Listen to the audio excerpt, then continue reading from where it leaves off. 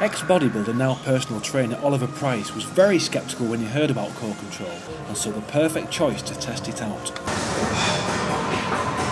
Yeah, could have done another 4 there. If I can get 6, you know, nice and comfortable, I'll be happy with that.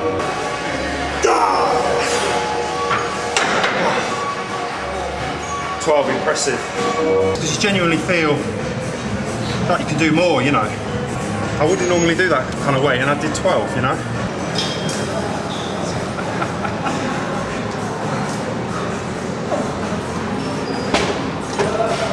Couldn't do that at acting school. Fantastic. Wasn't expecting that at all. Really good. And I've just done 12 reps, so if you can do 12 reps, you can do more weight.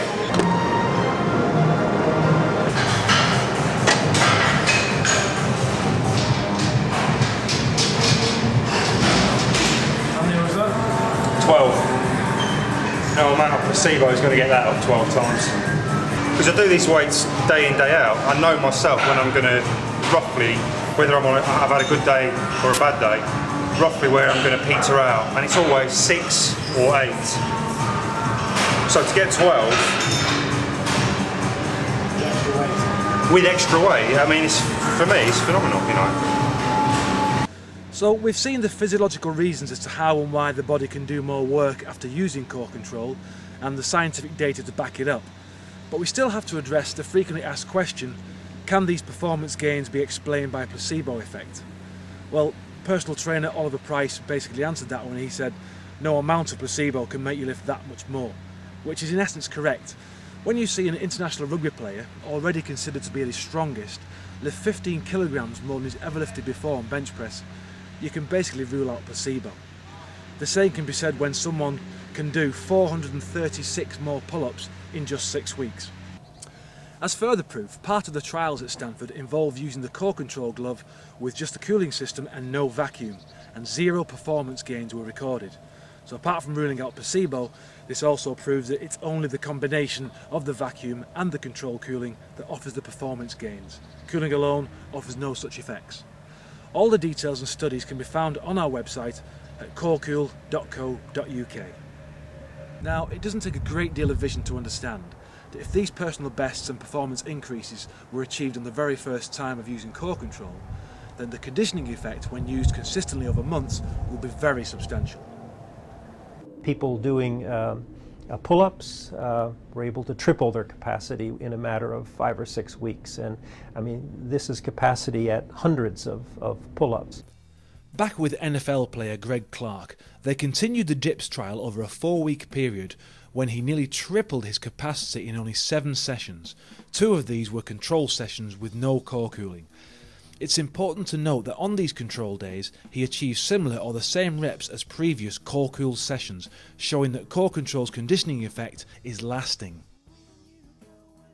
The same can be seen here on a 6-week trial doing pull-ups to exhaustion. The stars on the graph show control days, with core cooling only at the end of the session, yet the previous core cool pull-up count was often matched. Over 6 weeks with just 9 core cool sessions and 6 control, the subject more than tripled his capacity to do pull-ups. The red line shows the previous 6 weeks results when not using CoreControl, a difference of 436 pull-ups. One last quick graph for you. Eric Bjornsson, tight end for the Dallas Cowboys, New England Patriots and LA Raiders, lifts a 225-pound bench press to exhaustion, a lot of weight. The first blue line shows the initial 2 weeks with core cooling, when he substantially increases his lifting capacity.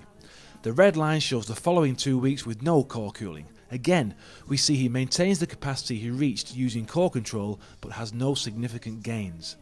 Core cooling is then resumed over the next 2 weeks, as we see on the next blue line, and the strength and endurance increases also resume. He improved his total number of presses by 31%. So what about using CoreControl during competition, when you're actively engaged in your sport? Well, if it enables you to lift more or run faster during training, the same is true during your sport. If you can core cool during a break and then return to your sport, you can run faster or hit a ball harder and further or make a harder tackle. I drag my 15.5 stones or 217 pounds around the squash court twice a week. By the end of it, I can just about walk home.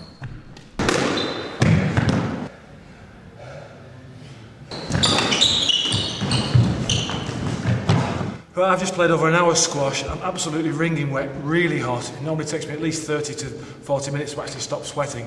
So I'm going to have a go at the CoreControl to see how quick that cools me down. Absolutely knackered.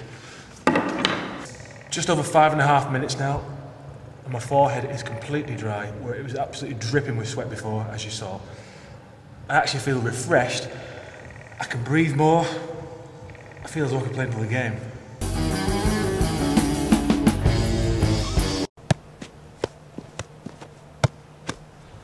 Football was never my game.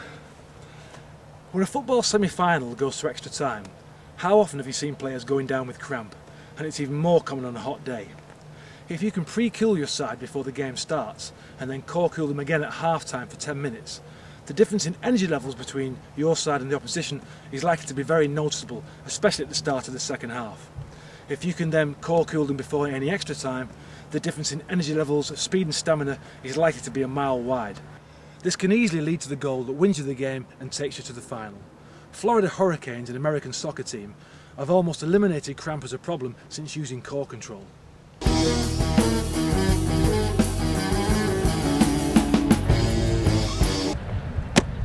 The same goes for rugby.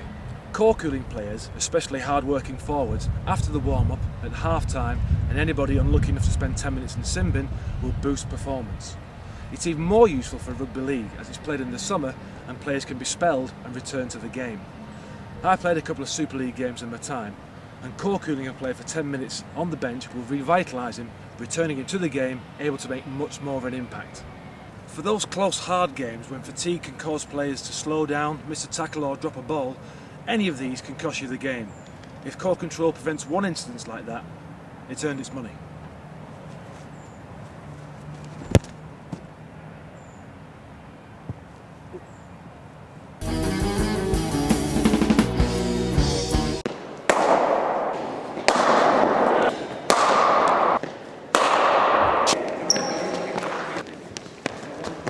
Well, I've just had 10 minutes batting and I'm already sweating. I've bowled a few overs. Imagine if I was in the West Indies or Australia or South Africa, Pakistan, all hot countries. The bowlers get very fatigued. They've done 14 overs, or the batsmen are out there for an hour. If they go in for tea, they go in for lunch, they can have a 5 or 10 minutes core cool. It's going to make the world of difference when they come back out. They're going to play better.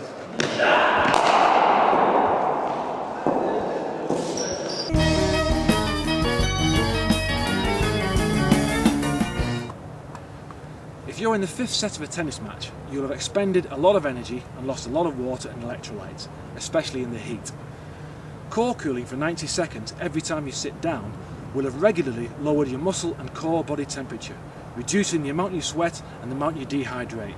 All this boosts your performance and slows the onset of fatigue. After a quick hit from CoreControl, that drop shot just over the net that might be difficult to reach is surprisingly easy to get to and return. A few of these can turn a match. Many athletes report that they think more clearly using CoreControl. Because of the increase in blood flow to muscles and organs, including the brain, you can be more alert and thinking quicker. So it stands to reason your serve and shot accuracy, for example, can improve.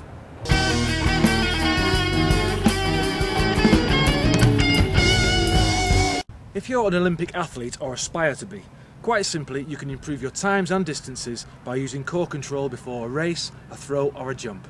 Even more so in a hot and humid climate.